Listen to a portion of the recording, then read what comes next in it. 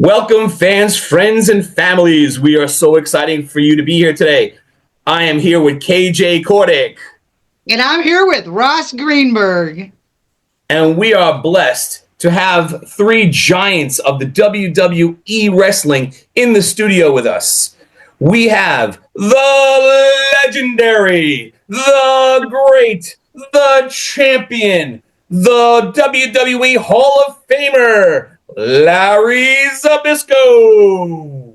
Thank you. That was good. Yeah. Thank you very much. That's it. Our guy who does announcing, he should be afraid. And then with him today is the King of Connecticut, our friend Matt. He's in the house. And lastly, but not least, Jake Shannon. Awesome. Welcome to the show. Really excited to have you in the show today. So I have some really great questions for you today to ask. So one of the things that I'm really curious about is when you're in the WWE or the AWA, when you're in those organizations and doing what you do, you kind of have a character that you get known for, the type of wrestler that you are, a persona, if you will. And a lot of times they refer to this as a Kayfabe. This is your persona. It's special to you. And sometimes they change depending on which side of things, whether you're a face character or a heel character. So what I want to ask you, the first question I'm going to ask you is, do you stay in that Kayfabe character all the time? Is there certain people that you don't do that around? Or once you're not doing the wrestling, maybe you don't bother doing that at all. I'm really curious what you gentlemen have to say. Well, who are you asking? Larry, we want to know if you're in character. We know Matthew's. I got a story about that. Let's start with Larry. Larry, you first. Well, you know what? Yeah, I've probably been around in there the longest. But I'm not sure what you said, Kayfabe. Kayfabe. Your wrestling character. Well, there was a term called Kayfabe.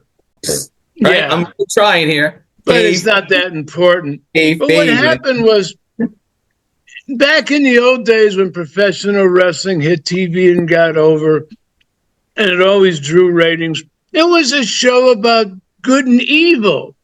And it was disguised as this amazing athletic event called professional wrestling where you want to see the good guys beat the bad guys. And that was the basic motivation for people getting into the characters, because the good guys would do interviews and talk and wrestle. They wouldn't cheat. And the bad guys were the opposite. They talk like buttholes, cuss everybody out, and cheat. So it was an easy distinction. And it's night and day from what you see today on the WWE and that. The WWE has become a great company. And it is what it says it is. It's sports entertainment, and they got amazing athletes, and they're doing what the announcers call it, great performances. They're not shooting. It's a great performance, and it is. They're amazing athletes. Nice. So, Matt, how about you? How do you feel about that? Your Kayfabe persona, Kayfabe persona. Okay, for us non-wrestlers, it's Kayfabe. Fabe.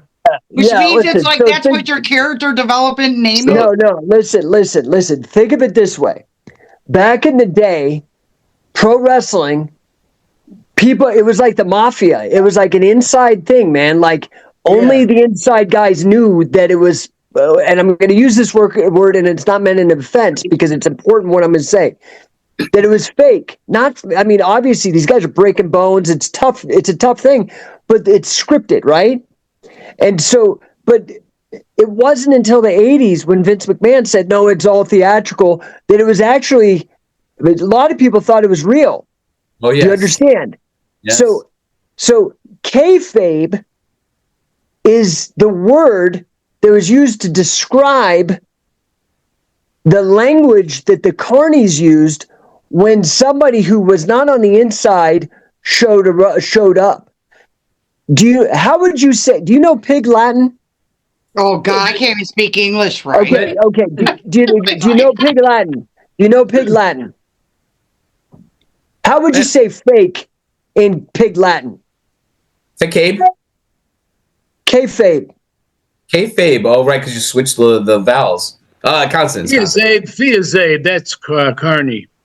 Yes. There we go. So there's this language of Carney that was spoken, and now is the kayfabe, and only the people who were on the Carney side, meaning carnivals, because these were originally part of a traveling show of the carnival, because that was the form of entertainment in the 19th century, right before TV. Well, that was the culture in which professional wrestling, as we know it today, WWE style professional wrestling, was developed. And so this idea of kayfabe was keeping it secret that this was scripted and not a legitimate contest.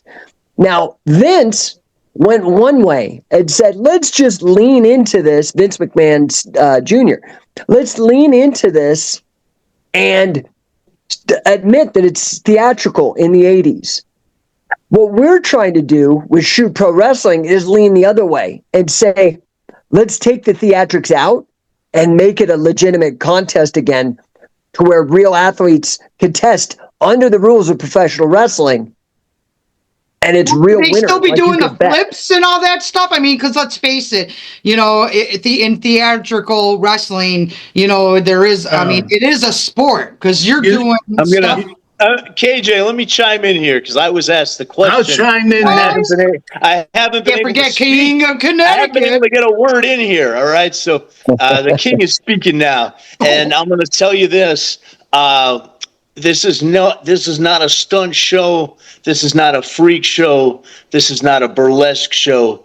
Shoot Pro Wrestling is what it says on the marquee. It's the pure sport of wrestling, and it's pure wrestling. And as far as gimmicks go, KJ, you had the distinct pleasure of hanging out with me when we were working together. And the king always lives his gimmick. Yeah, I know that for sure. But we won't get into that. He was one of our best commentators. But he liked those ring girls too much, so we had to get rid of them. We could probably tell KJ I had the distinct pleasure of working with Sonny Ono, kickboxer and WCW veteran, as well as Shoney Carter, UFC legend there in the great state of Iowa. And the ring announcer quit, and I took the mic. And I kept the crowd electrified, but I also kept the ring girls quite electrified, KJ. And I was a younger man back then, and yes, I lived. I mean, we weren't that bad. It's just a very clean cut. And Matthew, he did a great job for us. I cannot ever say that. And Matthew, people don't know this, but Matthew was like one of the first people that actually helped me in my media career when I transferred from my career in media and DJing and all the stuff I was doing with music. And so, I mean, I can never forget that because you were there for me. We did the award-winning Miller Theater. Remember Miller Theater, Augusta, Georgia. They put over $4 million into that facility, renovated. It was beautiful, and I've got to say, was a world-class organization for me to broadcast for. I got to broadcast as well alongside boxing legend Merciless Ray Mercer, and that's why I'm so excited about this. About bringing the Shoot Pro Wrestling, and I want to make sure that I make this distinction clear. Shoot Pro Wrestling is, as the word says, shoot, which is 100% real, 100% legitimate, and it's sort of where the UFC, amateur wrestling, and professional wrestling all meet, all come together.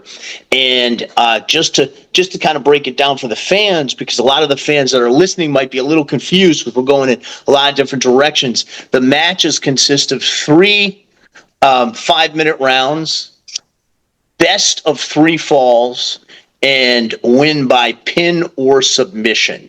And we're getting ready we've had great events in the past in Denver, Colorado. I was out there in South Dakota at the Skydancer Casino for that event, and we're bringing it to the City of Sin, to Las Vegas. I know Larry's really excited to join us in Las Vegas this coming weekend. He was out there broadcasting for ESPN and AWA, and we are bringing it to Las Vegas this coming weekend with a 2-weight class tournament, under 60 kilogram and over 60 kilogram. And we have elite athletes from the amateur wrestling mat, the collegiate mat, the MMA cage, and the grappling stage, all coming together to compete for $1,000 prize for each. And you're filming that at CatchCon. And we are broadcasting that as a series of shows. There's also going to be an Airbnb where the competitors are staying, and we are going to have many shows out of this. And it is going to be my absolute honor to call the matches, of course, with Jake, but also with the living legend, Larry Zbyszko. Larry went from the amateur wrestling mats in Pennsylvania to the professional wrestling ring to the broadcast booth. And I have said it many times, Larry was the very best to ever go from the ring to the broadcast booth, and the height of WCW when they were beating WWE head-to-head in the ratings. So we are very excited to announce the living legend, Larry Zbyszko, joining our team, our president, KJ, a man you know very well, UFC Hall of Famer Pat Miletich, the president of Shoot Pro. We also have UFC World Champion Frank Shamrock going to be joining us this weekend. Guinness Book of Records holder. We talked about folks coming from the amateur wrestling mat. That's my sport. That's Larry's sport. That's Jake's sport. Amateur wrestling first and foremost. We have the king of pins from the Guinness Book of World Records. Most pins, Wade Schalles, also going to be there for the coaching camp and the tournaments. So CatchCon this coming weekend, Las Vegas, Nevada. Man, this event is going to be awesome. And I am so excited to get out there to Las Vegas. Wow, that sounds super exciting. Thank you so much, King. So let me ask this. Jake, what do you feel is the main difference between AWA and WWE? Well, okay. So, first of all, we're talking about old. Well, WWE is still a current promotion, but AWA is kind of a promotion that was, and Larry, correct me if I'm wrong, this was Vern Gagne's promotion, Yeah, AWA. this was Vern. Yeah, they shut down like in 1990 finally. They couldn't compete with the new era of cable, national television and pay-per-view, which was just starting. Yeah, and so to your question directly, I think maybe a more exciting question might be, what is the difference, say, and again, I think, we started this off with a discussion of terminology, right? Like, so what is kayfabe? Well, one of the words, look how great Matt does as an announcer. I mean, obviously KJ knows that, and we're turning the rest of the world onto Matt. But he mentioned something, and it's the name of our promotion, and it's shoot, right? So shoot is another term that has a specific meaning in the professional wrestling world. And Larry's got great stories of when he had to shoot and actually injure people when he was a professional wrestler. And the idea is there's this dichotomy between a work and a shoot. A work in pro wrestling is basically the theatrical outcome where somebody says, hey, you're going to win. I'm going to win with this, that, or the other thing. And that's called a work. Okay. It's a preordained outcome. However, sometimes two wrestlers get in there and they may not like each other, or one goes in there with the idea to work and the other guy says, screw it, I'm going to just beat you because I know I can beat you, and I'm not going to participate in this theatrical thing, and I'm going to take the title. That's called a double cross. But if you're going to really wrestle for real, that's called a shoot. So that's why we call our promotion Shoot Pro Wrestling. It means something to the wrestling fan. They understand, oh, holy crap, this is more like the UFC. Although one thing that Matt, in his fantastic announcing there just a moment ago, we are having two divisions, right? We're having an over 80 kilo and under 80 kilo singles division, but we're also adding a tag team division, legitimate competitive tag team wrestling, which we were the first to ever do it. And we're doing it again at this one, and again $1,000 to the winning team of that. So there's $3,000 on the line of prize money. This Second weekend? place, This is all going on this weekend. That's right, in Vegas. Wow. And I didn't even know that. I knew about the under 80 kilogram and over 80 kilogram. I knew we were going to be calling the action for that. I didn't know about this tag team. So this weekend, this coming weekend in Las Vegas is going to be epic. Epic. Well, the thing I want to share about the tag team that's wild, and for anybody that's interested, what the hell does that actually look like? A real tag team match, like that, where the guys are actually trying to go after each other. If you go to shootprowrestling.com, just like it sounds, shootprowrestling.com, we have our first episode up there so people can watch. And there's all kinds of great tag team action. And the thing that's wild about it is literally there are 4 men. You have to tag your guy in.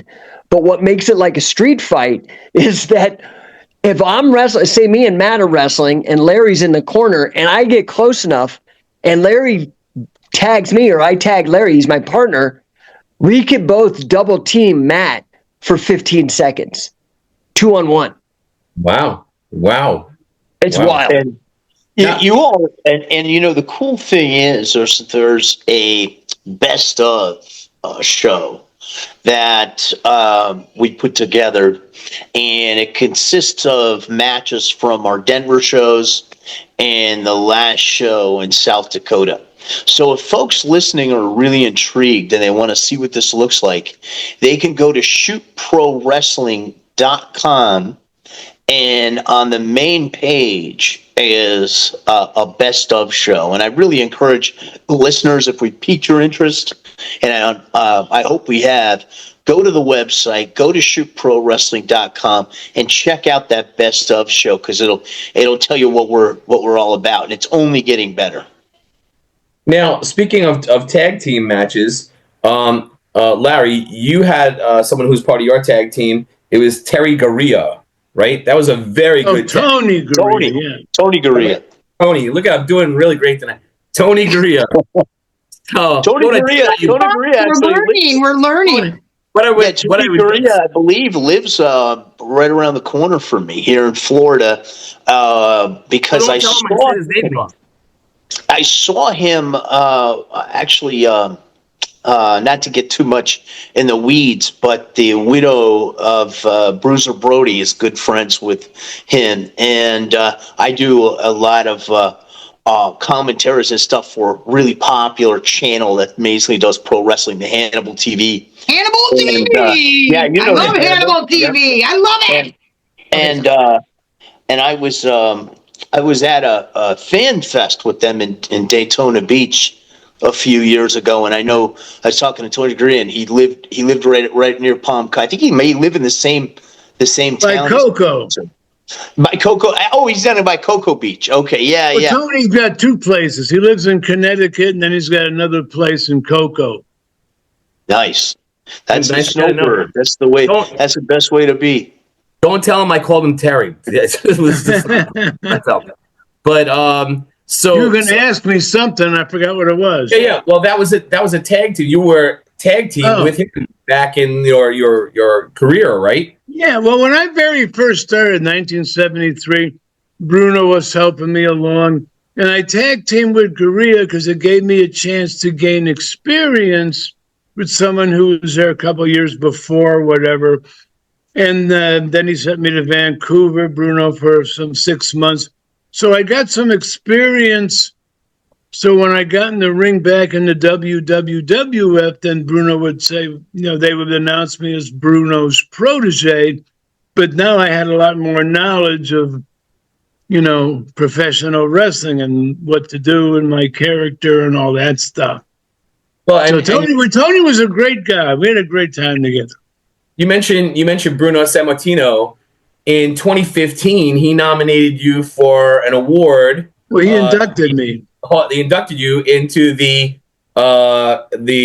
Wrestling Hall of Fame. The WWE Hall of Fame, yeah. Hall of Fame. Wow. In 2015. That's a big deal.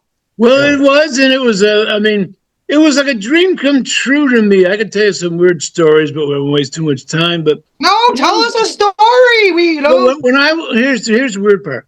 When I was a kid, I moved to Pittsburgh when I was like 12. My dad worked for U.S. Steel as a tax accountant thing.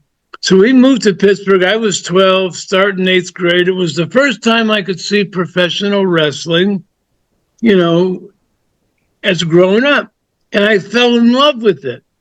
So long story short, I started wrestling amateurs because I wanted to be a pro. Off wrestling season, I did martial arts to improve the wrestling ability and all that. And the weird thing that gives me goosebumps today, sometime there when I was like 12 years old, and Bruno was my hero, my dad, the family went to church. And I'm sitting in a pew in this little St. Sebastian little church in the North Hills of Pittsburgh. And I look next to me, and there's this big broken nose and these ears that look like cauliflower all beat up, this big head. I'm going, oh my God, I'm sitting next to Bruno, my hero. And a long story short, he became my mentor, helped me out, everything went great. And then 50 years later, in the very same place after Bruno died, I went to his funeral in Pittsburgh, and his funeral was at that same little St. Sebastian's church. Wow. And I was like in the same row. So it was like the place I met him the very first time was the place that I'm going to ever be with him for the very last time. Wow, after 50 years. It was beyond coincidence. Wow. It was a Talk about dream full meant to happen. circle. When he inducted me in the Hall of Fame, and again, WWE is a great company. They got millions of followers, globally. And I think a lot of these fans, they're going to love wrestling. I mean, it's great entertainment. And it's what the announcers say, they're going to put on a great performance. And they do. They're crashing through tables and flying around. But when they watch Shoot Pro, they're going to see the difference right away because there's no flying around. No one's doing backflips and crashing into steel chairs. This is a real ancient sport, popular with the Egyptian Empire thousands of years ago. Then it became popular with the Roman Empire, and it was the Romans who turned the art of shoot wrestling, real wrestling, into really a scientific way of knowing how your joints work. They could break your arm. They could pop your shoulder out of place. They could break your neck, pop your knee out. The competition turned into a real close to because if you put the sleeper on too long, you're not going to wake up. So what Shoot Pro is really a sport thousands of years old that hasn't been seen for thousands of years. This is real submission wrestling, no punches, no kicks. And you look at different sports. I mean, boxers have the best hands, and you got martial arts guys with hands, punching and kicking, jiu-jitsu takedowns and some locks.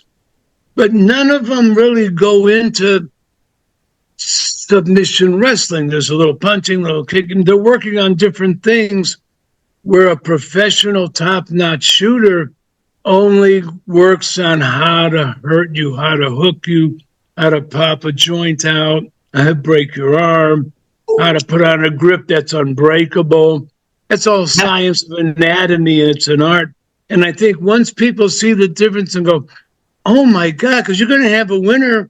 And unfortunately, sometimes you're going to have someone on their way to the emergency room. This is not a show. That's only if Matt liked you. Right?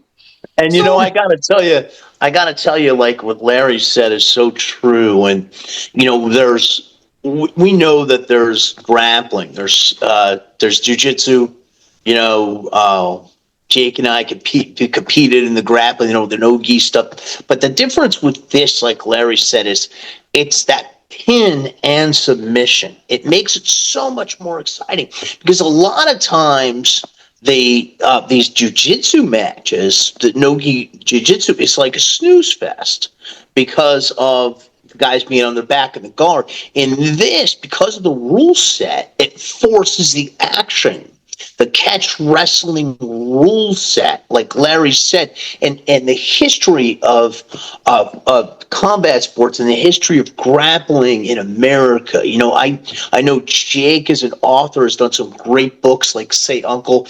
I did a book years ago with Eric Paulson where we chronicled the history of grappling going back to the Evan Lewis, the original Strangler, Martin Farmer Burns, going back to the Gotch Hackenschmidt days, going back to the Carnies. And the reason that I was so passionate about this, and, Jake knows this, is because coming from wrestling, from amateur wrestling, I met a gentleman when I was doing the submission grappling who became like a second father to me, Billy Wicks. And he came out of the Carnies. And he was a pro wrestler in Memphis, but he had wrestled in the Carnies, taking on all comers. He's since passed now. But a lot of the stuff that I learned from him, and that he sent me down to stay with Frankie Kane, the great Mephisto, who was a friend of his who also came out of the Carnies, is what I used and what I taught to guys in grappling and MMA, in coaching, and still do when I coach now. And Jake's the same way. And Larry, having that great history coming from the amateur wrestling mat, Penn State wrestling scholarship, and then he gets into pro wrestling. He's Bruno's protege, and Larry shared with us some great stories about an old British shooter. So we have such a history ourselves, Jake, myself, and Larry, in this. That's why we're so excited about it. So, Jake, Larry, you want to tell KJ the story of the British shooter that you met and that taught you the hooks when you got into the pro wrestling? Yeah. Okay. Tell us. Well, KJ, sweetie, honey, baby, chicky, sweetie. I want to know what you did. I want to know. You know what? Like when I first started, Bruno, I was working out with Bruno and did his workout and got the Bruno chest, and I benched 465 and a half pounds was my record. I weighed 250 out of college, and he sent me to Vancouver, British Columbia, way across the country, where no one would see me on TV because all the publicity came out of New York in those days with the magazines, Pro Wrestling Illustrated and all that. So I could drive across, and I get to Vancouver, and I'm working for Gene Kaninsky for 5-6 months, whatever it was. But there was a guy there, a little older guy from England, a town called Wigan. And there was an old saying, if you're a biggin, you came from Wigan. And Wigan was a place that had a school for shooters that taught guys how to hurt people for real, So when I got there, there was this guy, a little older, didn't have any money, didn't look scary. Like a normal guy. His name was John Foley, and he was staying in the room next to my room. And I said, I tell you what, John, I felt sorry for the guy. I said, you can ride with me. I'll drive to the towns, and I won't charge you trans, because the guys would charge each other a pitch-in for gas. And I said, you can come with me. I'll help you out for free. Don't worry about it. And he was grateful and said, well, I'll tell you what, let's get there a little early, Larry, and we'll go in the ring and I'll show you some stuff. So we'd get there early and get in the ring, and John would show me how to shoot. There's an art and a science to it. The art part is, these old shooters would set traps, and they'd have their hands up and one of their legs out. They called it the sugar foot. And it would look like, especially the amateurs, let me leg dive this idiot. Boom, but they're waiting for you. And when you came in, if you led with your head, they'd front face lock you, front chancery on you and break your neck. if you were off to the side, they do the Brock Lesnar, arm bar thing. They pop your shoulder out. And he taught me a lot of this stuff. And if you have a good amateur background, it helps. But there's also involved the art part, and I call it the human game of chess, KJ, because you can get two guys in there. And Shoot Pro is so exciting to me because there are no stars right now. They got some names maybe from different things. We'll bring them together. But pretty soon you're going to say, hey, this guy's got 4 wins and no losses. And now next week he's going to be on the mat with this guy that's got 4 wins and no losses. Well, this is going to be great. Who do you think's going to win? And then it boils down to, well, who's the smartest? Who can play that human game of chess? Because it only takes a couple of seconds to break an arm and pop it. Right? I mean, professional submission wrestling is the most really physical, brutal, and dangerous one-on-one competition. Boxers got the best hands, but they got gloves, Yeah. and some other thing. But one-on-one, a submission wrestler who knows what he's doing will beat anybody on the mat. It's just the nature of the beast. Because that's how you learn to shoot, and like you said, shoot doesn't. John Foley, he was one of them. That taught me a lot of stuff. And then there was Billy Robinson in the AWA that showed me some stuff. And again, the science, but the human anatomy, how to grip right. If you grip your wrist with 2 fingers, your hand bone stretches out like a Y. Well, Ross knows about all that stuff. Yeah, if you hook it right, someone's hand. Nobody can break it. And if you know the anatomy of the human neck, if you bend it the right way and pop it, it don't take maybe 10 pounds of pressure. You broke someone's neck. So it's an art and a science to shoot pro. And I'm excited because it hasn't been around in its real form for thousands of years. Well, my question is, how is it different than MMA? Let's tell them. MMA is what you got. You got a bunch of tough guys, too. I'm a big Brock Lesnar fan. He was wrestling and an amateur in MMA. But what the MMA guys do is, like the karate guy, they concentrate on different things. Punching, because you can punch and kick in the UCF and the MMA. So you got punching, you got kicking, and then you try to hold the guy down and hook him if you can get him down. But that also involves a lucky punch where someone not good might win, or a lucky low blow kick. But what a submission wrestler does is he doesn't waste any time on that punching, kicking. He's putting 100% of his mental ability and effort to the real art and science of submission wrestling. You can be the best boxer in the world. Submission wrestlers just going to take you down to the mat and break something. Because that's what they do. Exactly. And, it all comes down, KJ, to the rules. In the MMA and the UFC, there's no pin. That's one big difference. And they knee, punch, kick, elbow. So with the shoot pro, and to Larry's point, I like to call it pure wrestling. It's the purest form of wrestling, because in scholastic wrestling, you have points and you have a lot of rules. When I was in high school, I used to be able to use a bow and arrow, which is a technique that now coaching now I know they don't allow in high school. So they've changed the rules and they've taken out a lot of the stuff that, and of course, and bow and arrow is a move in wrestling, correct? You got to remember, bow and arrow, like wrestling for dummies. But that's just one. I just use that as an example. Okay, just checking. The reason I say that, KJ, is because it's still taught. And I was at coaching at a tournament recently where a kid had a bow and arrow, and they call it a dangerous position now, and they used to let you use it to pin. It's a way to stretch a guy and pin him. You can do your arm locks, you can do your toe holds, you can do your chokes. It's all submission. So it's the purest form of wrestling because everything is allowed, and you have the pin and the submission. Let me just add one thing directed to your question, KJ, and what Larry and the King are saying is completely relevant. But I want you to understand something. So, UFC is amazing. It's absolutely amazing. It's such a great show. But there are what I see some limitations in what Shoot Pro does to mitigate the limitations. Every UFC you watch, it's the same match with different athletes. Yeah.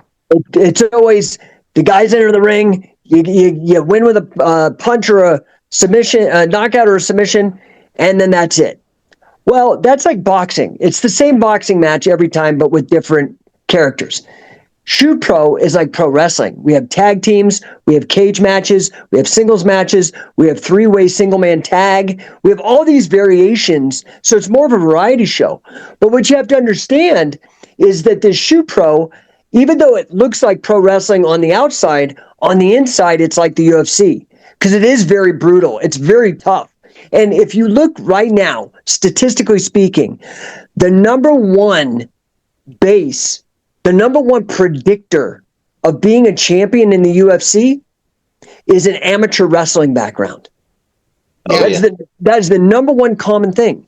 But what we're doing is we're taking the most dangerous athlete in the UFC and exclusively selecting for them and saying, you're going to enter into this ring with this guy. Now, the good news is he can't punch or kick you. Okay, sorry. He can't punch or kick you. But just like UFC has two ways to win, a knockout or a submission, we have a pin or a submission. And to me, a pin is so much more of a higher level of sophistication because, to make somebody tap out or to knock somebody out, that shows control. But if I could control you without even harming you and hold you helpless like a little baby in a cradle, who's the man and who's the baby? Yeah, and the other thing that's so key to the pin, KJ, is it makes it more exciting for the fans. And when I say that, when you get a chance, watch some of the Gracie grappling events. And, the old Gracie, like back, you're talking like in the early years of the Gracies. No, I'm talking about like just any kind of no-gi grappling event. It could put you to sleep because there's so much work off the back, laying and praying. Whereas when you have the pin in there, this is the thing I want to stress, and that's why I tell people go to shootprowrestling.com and watch the matches. It's totally different because it forces the action. Because if you're on your back, you got to get that shoulder up, or you're going to get pinned and you're going to lose. So it forces the action. And then something else that's very near and dear to me personally, KJ, and I've lost some close friends, Stephan Bonner being one who I brought into Shoot Pro. Yeah. UFC Hall of Famer, dear friend of mine, broadcast partner of mine, the CTE. The TBI. I mean, I had a cup of coffee in MMA. I would have never done it as a career because of the damage that I see people have. And so many people whose names you don't know. I'm not going to call anybody out by name, but that had way too many fights and they're not functional in society anymore. You're right. I'm an older guy now and I'm eloquent and astute, erudite, but like I said, I just only competed in that handful of times. The people who did that over time, their brain become that CTE, TBI is such a real thing. And the great thing that I like about this is that this is a way for competitors, for wrestlers, as we build and grow this, to make money without those same risks to their brain. Because once you lose your brain, your brain power, you're not functional. That is a huge problem. People don't. It's going to. And let's be real here, okay? The UFC started in '93, and so it hasn't been around that long. You're already seeing a lot of issues with former competitors with domestic violence issues, dying. One of my best friends in the world Phil Baroni in a Mexican prison right now. I think he was a patsy, but I think it was a patsy because his brain was gone. He was just down there, you know. There you're back. It's a sad. I don't want to bring the mood down here, but it's sad to see friends in that state, and that's why I'm so excited when I started talking to Jake. It's been over 3 years ago now, and about the Shoot Pro. One of the first things I said to him, because at that time the people that I mentioned were still alive and not in prison, and then as time progressed, this started happening. And Stephen Bonner, who I brought into the company, who's passed on now, and it became personal to me that I said, "This, I want to build this. I want to grow this. I want to see people be able to make money in combat sports without the brain damage." Yeah. And this Shoot Pro will alleviate that brain. I mean, hey, I'd rather break an arm, break a leg, pull my arm, do the bow and arrow on me than have exactly, and there's more skill involved. And I want to stress this. There is no style of grappling, whether it's the old school shooters, that submission wrestling, judo, jiu-jitsu, sambo, nothing in grappling where you can punch people in the head on the ground. Actually, I really like that. And that's what causes the CTE, TBI. And I know a lot of people may disagree with me. They're big fans of UFC. I'm not a fan of UFC anymore. I don't even watch it anymore. I'm excited about Shoot Pro, and I'm really excited about what we're doing. So if this protects athletes and their brains a little more, then I'm all for it too, because I agree with you. I don't even know wrestling like you do, and I have, like Dan the Beast Severns and all them. I mean, they advocate about all this brain damage and the suicide, drinking, crime rate.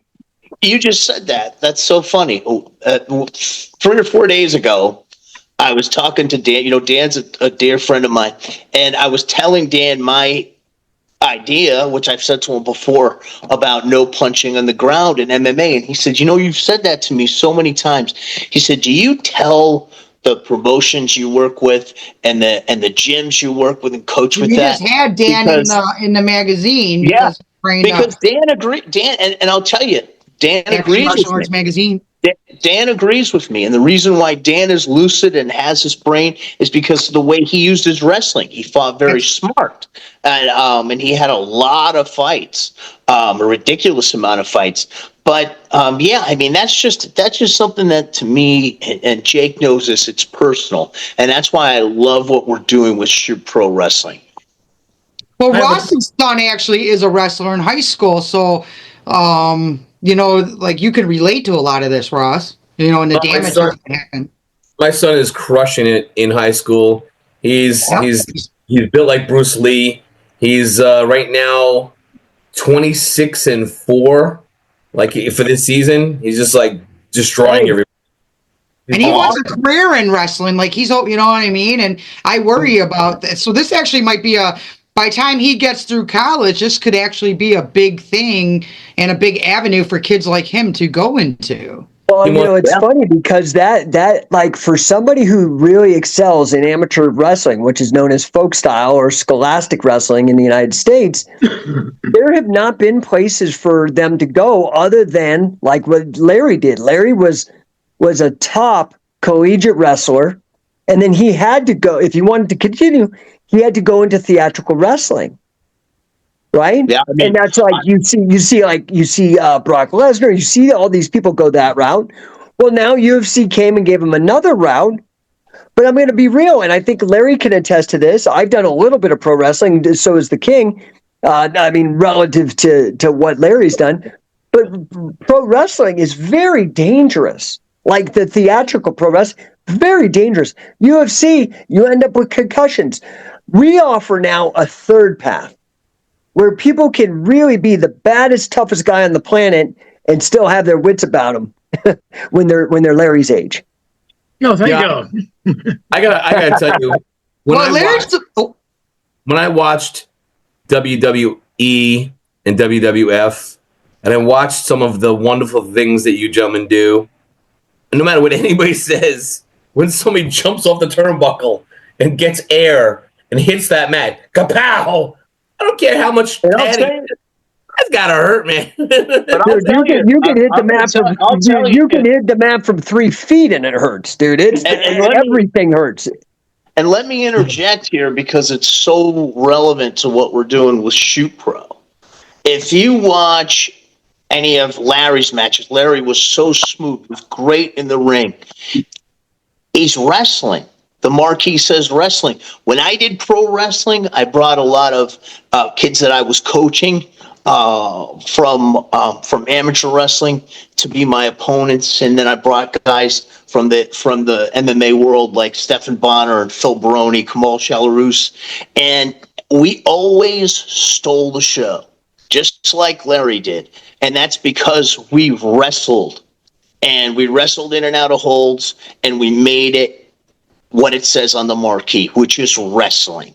And in our case, it was pro wrestling because it was a predetermined outcome, even though we were shooting a bit, going in and out of stuff in the matches, but we always stole the show because people want to see wrestling. That Flying Walinda act, the trapeze act, the gymnastics, once you've seen it, it gets old. That's not what people want. People want wrestling. Like I said, on that marquee, it does not say stunt show. It does not say freak show. It does not say burlesque show. It says wrestling. And Shoot Pro Wrestling is bringing people pure, real wrestling. I gotta admit, I'm liking this. I am kind of liking that, because... Of you three gentlemen, all three of you three gentlemen, did any of you actually take the martial arts? And if you did, which one did you take, and why did you do that? Well, I did. Ooh. You know what I did? I mean, when I was, like I said, go 7th, 8th grade in Pittsburgh, I started with the amateur, wrestling, which in Pennsylvania was one of the few states that had it in high school, that young. And then between wrestling seasons, I would take martial arts to learn more about whatever I could about fighting and wrestling and that involved punching and kicking. The style I took was a style called Isshinryu. And I believe the master's name was Shimabuku. You're going back to the 60s now. But yeah, in Pittsburgh, Pennsylvania, it was an Okinawan style called Isshinryu, which was a hard style, not like Taekwondo. It was a direct. But it definitely helped because, even the way you throw a punch, you don't keep your hand straight, you could hurt your wrist. You bend it a bit, so you got that straight bone you hit with these 2 knuckles. Bam! Now, anyway. That was an excellent question. Now, when you were Larry, when you were in the ring, there was a decent amount of time where you wore a martial arts gi and went in with a pair of nunchucks. Well, you know what I did? Yeah, because to get a black belt, they had a kata you had to do with some kind of weapon. I think bows and sais were most of the weapons in Isshinryu, but I liked the nunchucks because I could take it in a plane with me, put it in my suitcase. Because before that, you could walk on a plane with a gun in your bag. There was no TSA years ago. So I took that, and what I would do is I'd be in the shower like before my match a little bit, and I'd be swinging the nunchucks, and I had a heavier pair. And it would loosen me up. So I'd swing the chucks and loosen me up, and I put the gi on at a time against Bockwinkel when Vern was kind of trying to compete with the WWE. And I know Bockwinkel, they tried to make like the guy from the Raiders of the Lost Ark. He had the whip, and then Greg Gagne was coming out of a river with a knife in his mouth. They tried to make Greg Gagne Rambo, and capitalize. But Vern was walking by the shower and saw me in there swinging these things, and he says, "What the hell is that?" And I said, "Well, these are nunchucks. It's a karate martial arts weapon." "A weapon? That's what I'm talking about." So then Vern asked me if I'd come in wearing the gi and swinging the chucks, and it wasn't. I didn't plan it, but that's how it happened. Nice. I love it. Yeah, that is very interesting story. Yeah, I remember Larry was. I got a million of them. Larry was awesome with those nunchucks. I remember that. And I have a funny story too with his question. I started doing judo back in the 90s, mid 90s, when I was in college. And that was when wrestlers were dominating judo because you could attack the legs with your hands, from a standing position. And they took that out to get the wrestlers out of judo. And it was actually in doing judo in Connecticut in the summers in Danbury that I ended up, I always wanted to be a pro wrestler, and I had no idea how to do it. And this guy, Dave, that I was in judo class with, he was going to a school which was run by an old timer, Killer Kowalski. Yeah. And he was going up to the school, and I never went to school to learn how to be a pro wrestler. I was just an amateur wrestler and did some judo, and he took me around as his opponent. So that's how I got my feet wet with doing the indie pro wrestling. And I always did it for fun. Never like Larry. Larry was a world champion legend. I always did it for fun on the side. And then when I was coaching wrestling, I would bring guys up, to be my opponents from the team, like coach, other high school coaches that was assistant coach with me, Steve Volponi, and we had a blast doing it. And that's why, I so much believe everything that we're talking about here tonight, the UFC, the pure wrestling, the pro wrestling, shoot pro wrestling, in my mind, is the absolute perfect mix of all of that, because it's the purest form of wrestling. And I'm really excited about Vegas this weekend. Well, we definitely have to have a follow-up show. I really want to hear about how the whole weekend went and all that good stuff, and actually get Larry to talk more. And good. I want to hear if Jake took any martial arts. You're muted, Jake. You're muted. Oh, Jake, you're muted. Sorry about that. There we go. So, real briefly, I started as a peewee wrestler when I was about 4 years old, 1977. So I started at about 4, and I did that for a while. And it's funny because it was actually my mom got me into wrestling because my grandpa, who was a farmer in Nebraska, was watching AWA wrestling. So he was probably watching Larry and Billy Robinson and all these guys, and that kind of inspired my grandpa to push my mom to put me into wrestling. Well, wrestling, I hate to say it, guys, it's so cool now. It's the coolest thing in my life. But when I was a kid, it wasn't cool. What was cool was the Karate Kid. Yeah. And when I saw the Karate Kid, I was like, dude, I dropped wrestling. And I went and I ended up getting my black belt by the time I was like 15. Now, mind you, that was in your typical kind of strip mall dojo type of thing in Denver at a place called Mile High Karate. And then as soon as I went to college, I did just like the King. I went into judo. And because I had this black belt and I had a roommate, and I thought I was hot shit because I was a young man with a black belt. Well, my college roommate, had a green belt in judo, and he got sick of hearing me run my mouth. And he said, let's go out in the backyard. I said, okay, let's go. And man, it was an education that day. He grabbed me and threw me 17, 20 times. I was like, shit. The next day I was down at the YMCA, signed up for judo. And I started doing judo, and at that exact same time, kind of cosmically, I was in Colorado. I was going to University of Colorado Boulder. The UFC had its first 2 shows in Denver, and I went live. And I'm in judo, and then I see Hoist Gracie do what he did. I was like, dude, this has changed my life. I've got to figure this out.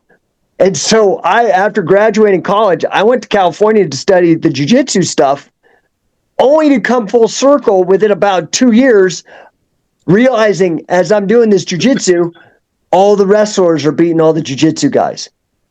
And then for the first time in my life, I realized wrestling was a martial art. And I went right back.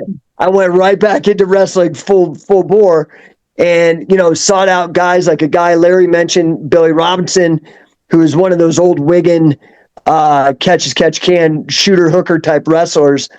And I'd spent 7 years learning with Billy Robinson. Like I was his right-hand man for like 7 years. It was pretty brutal. And then after that, I hooked up with another guy that the King mentioned, Wade Schalles. So he's a National Wrestling Hall of Fame for amateur wrestling. He holds the Guinness record for the most wins in all of wrestling and the most pins in all of competitive wrestling. He's also a 5 combat sport All-American. He was an All-American in judo, in sambo, in freestyle wrestling, folk style wrestling, and Greco-Roman. Wow. And he developed his own martial arts system, and he gave me a 3rd degree black belt, but I don't even know what that means, to be honest. So I guess my answer is yes, but I don't even know what that really means. Well, you see, and the only reason why they said you were in the Pee Wee martial arts program is because the King was there in the class with you. And everybody was Pee Wee compared to the King. Everybody was Pee Wee, so, you know. It's funny. Matthew's the perfect announcer for you guys. Yeah, Harry. It's funny because Jake and I were talking about this the other night. When we were in high school, there was no such thing as the UFC. The UFC has only been around for 32 years. But, and this is really where it gets interesting, there was in Japan before the UFC, Shuto. And that I mentioned I did a book with Eric Paulson, the Rough and Tumble book on the history of grappling. And a lot of fans don't understand that the UFC evolved out of professional wrestling, because Shuto was started by Tiger Mask, Satoru Sayama. And it was all shoots, hence the name Shuto. Well, it all goes to Carl Gotch, right? Because there was Carl Gotch, who Larry knows who this guy is. Another guy who trained in Wigan, another shooter. Carl was just notorious for not really liking the theatrical wrestling and always trying to do real wrestling. And he got blacklisted in the United States and had to go to Japan to work to make a living. Well, he influenced all these Japanese wrestlers to start doing shooting. Like Matt mentioned, Shuto is how the Japanese would say shoot. And then there was also Pancrase, which is like Frank Shamrock. Frank Shamrock's going to be at CatchCon this weekend, and he was the king of Pancrase, not the king of Connecticut, but the king of Pancrase. And he both Pancrase and Shuto were the first MMA before the UFC, and both developed by Carl Gotch. So to explain it to the fans or don't know, they see UFC now, which is this huge company. I'm really good friends with Art Davie. Art's the guy who started UFC back in the day, and how he started it. He looked at what was going on in Japan, and Jake mentioned an organization called Pancrase. Well, what happened was there was a promotion called UWFI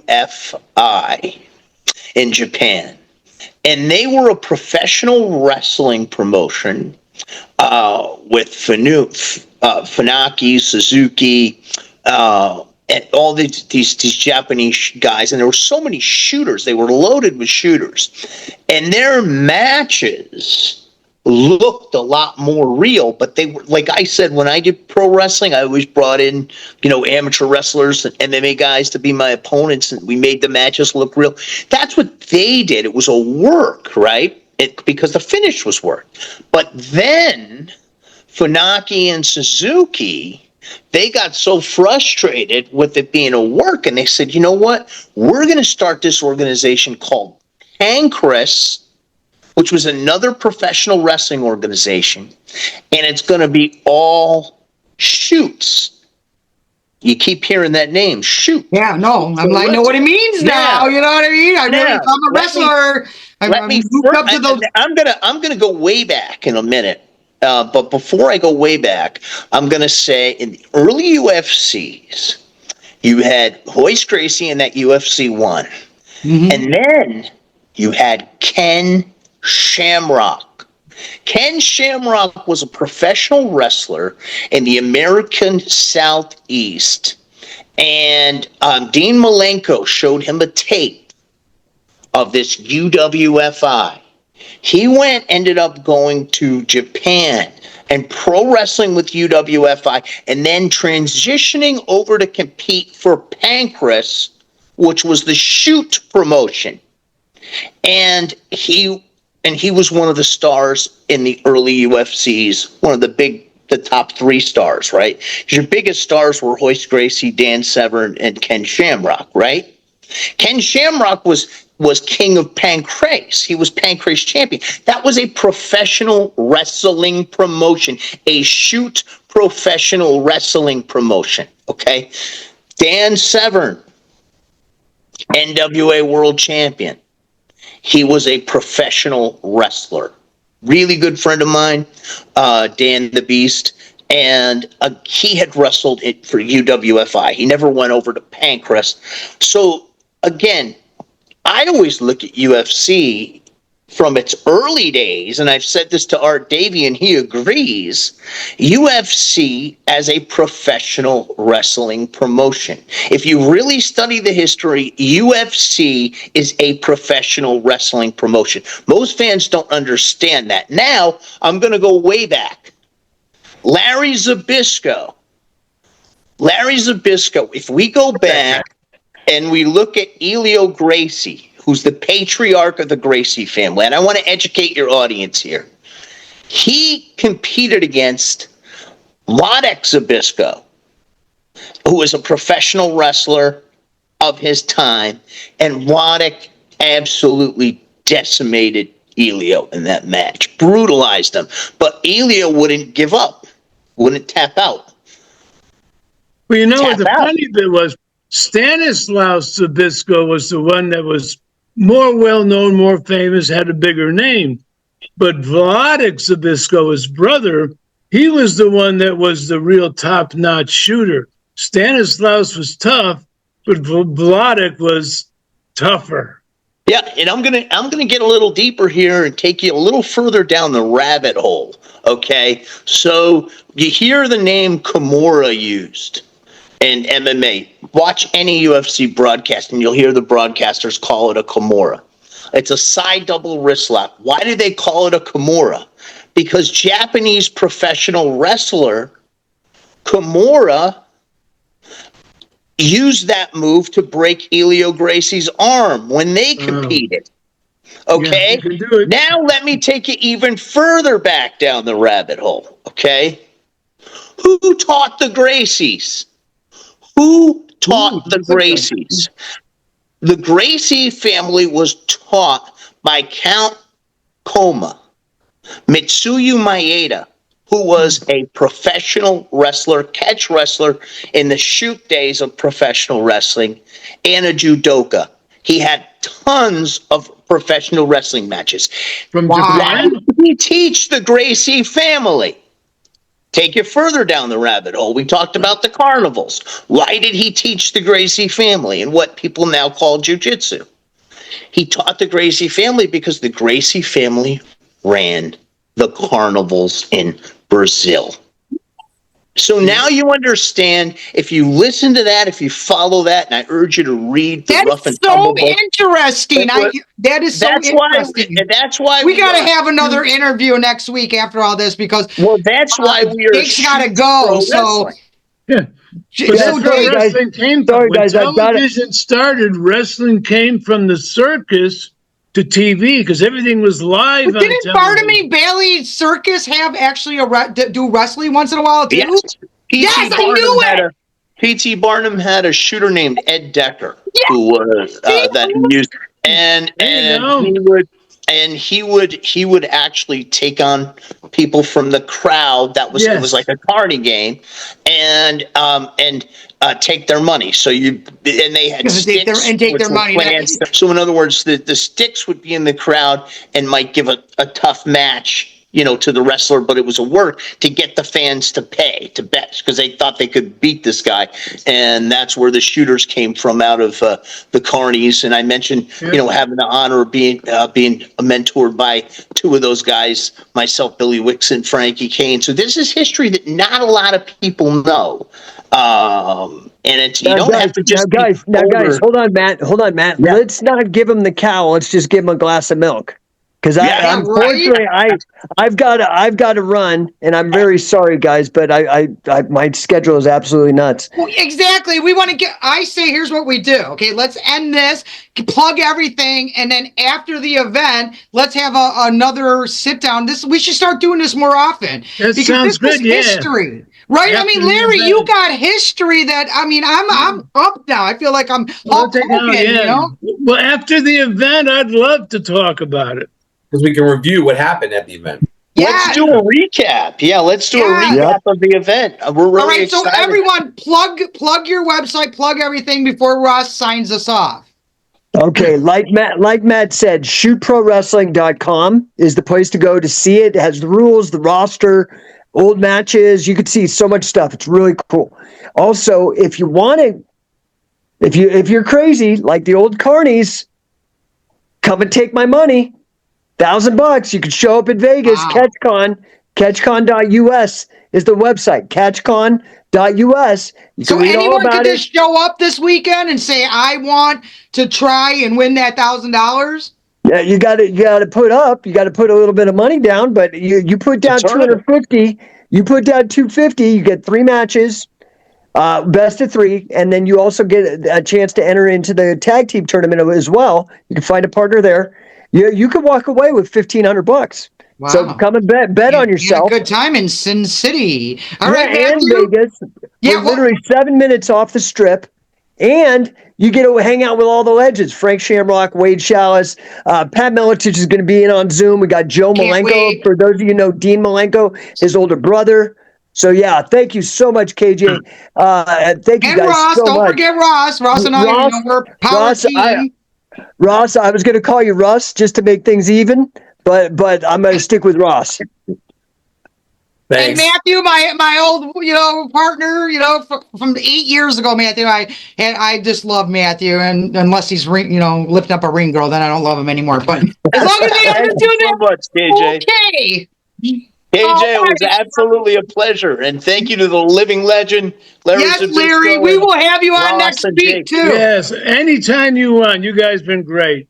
You guys, this has been fun. All right, Ross, why don't you sign us off? And there's more to know about too. Yeah, no, we're gonna have like a weekly or bi-weekly, talk fest. This is fun. I can't wait to see this weekend. I'll be there. Right, I can't wait to see you either. And we'll recap next week. And all right, Ross, sign us off. What a great episode with family, friends, and fans. We were so blessed to have Jake Shannon in the house. We had the King of Connecticut in the house. And we certainly, by no means, should ever forget that we had our friend, Larry Zbyszko. So we are hoping to see you back in the studio real soon. What a great interview. Gentlemen, you are a blessing. Thank you, guys. Bye. Have a good one.